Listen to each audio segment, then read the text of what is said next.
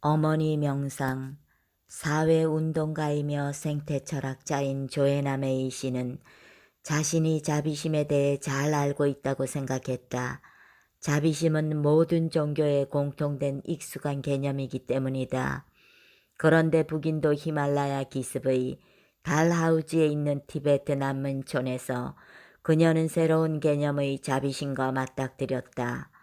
그 구릉지대에서 보낸 첫 해여름, 그녀는 가난한 난민들의 복지와 경제 회복을 위해 일하고 있었는데 티베트인들로부터 다음과 같은 말을 수없이 들어야 했다.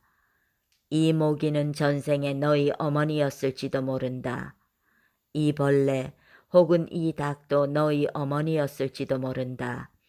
그러니 이 생명들을 해치지 말아야 한다. 모든 존재는 헤아릴 수 없이 많은 생을 윤회 반복하기 때문에 어떤 생명체든 어느 전생에서는 그녀의 어머니였을 가능성이 크다는 것이었다. 그러면서 한 티베트 승려는 각각의 사람을 전생의 어머니로 인식함으로써 그 사람에 대한 연민심을 키우는 법을 설명해 주었다. 어느 날 오후 조에나는 그 교리에 대해 골똘히 생각하며 숙소가 있는 곳을 향해 산길을 내려가고 있었다. 설득력이 약하긴 했지만 왠지 가슴에 와닿는 수행법이었다. 그러나 전생의 삶을 믿지 않는 그녀로서는 실천하기 어려운 방법이었다. 그때 문득 등짐을 지고 삼나무와 철쭉이 늘어선 구불거리는 오솔길을 힘겹게 올라오는 한 남자에게 시선이 멎었다.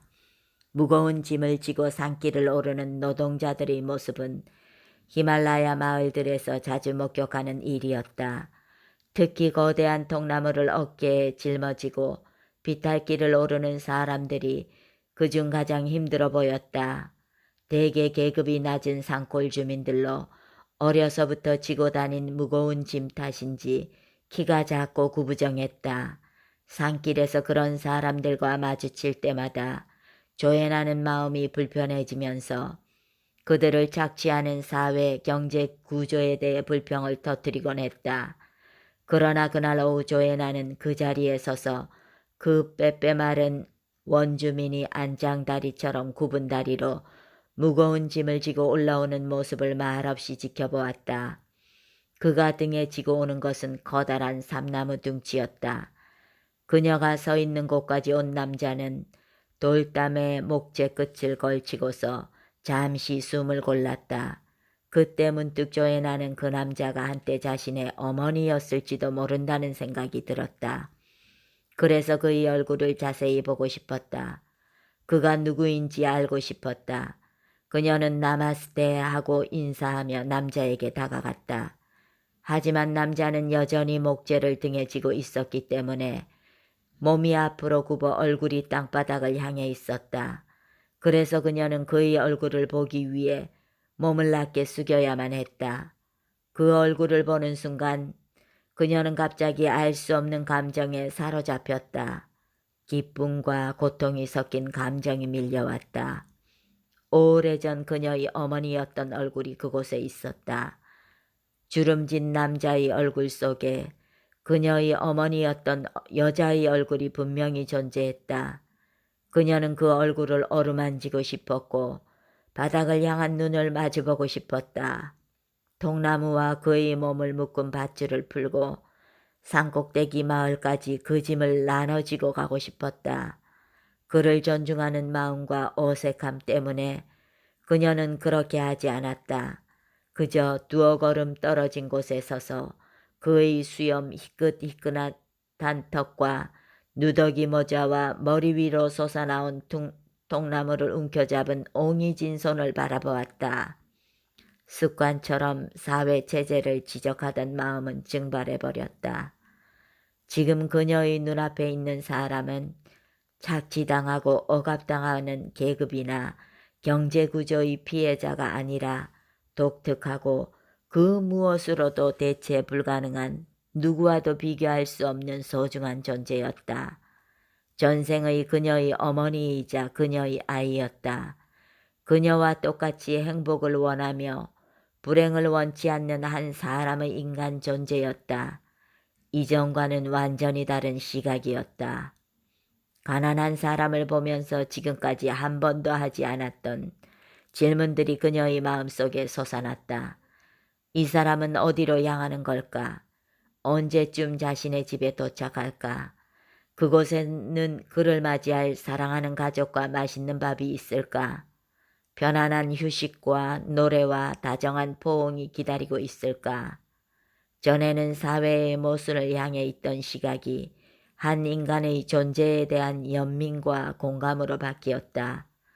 그것은 더 많이 갖고 더 우월한 자로서의 자비심이 아니라 자신과 동등한 한 인간에 대한 마음 깊은 곳으로부터의 관심이었다.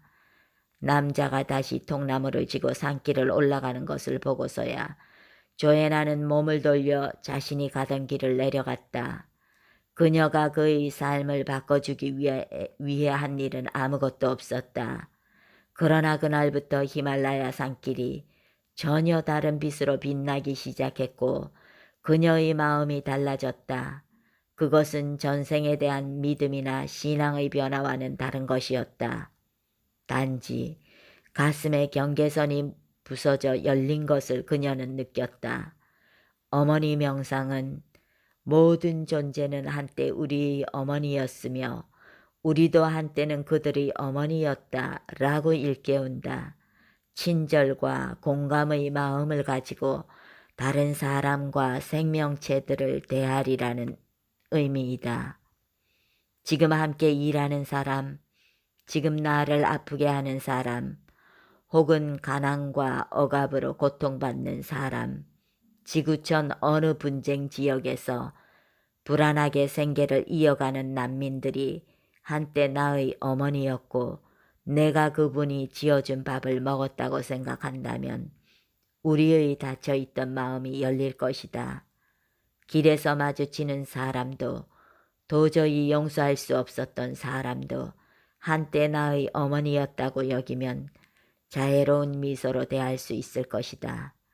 인류를 사랑하는 것과 눈앞의 사람을 사랑하는 것은 다르다.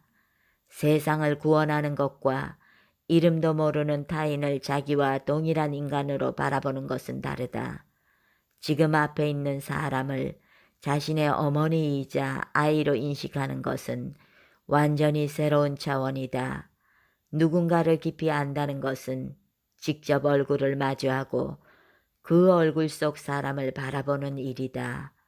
구분과 차별을 초월한 공감과 사랑이 그것에서 시작된다.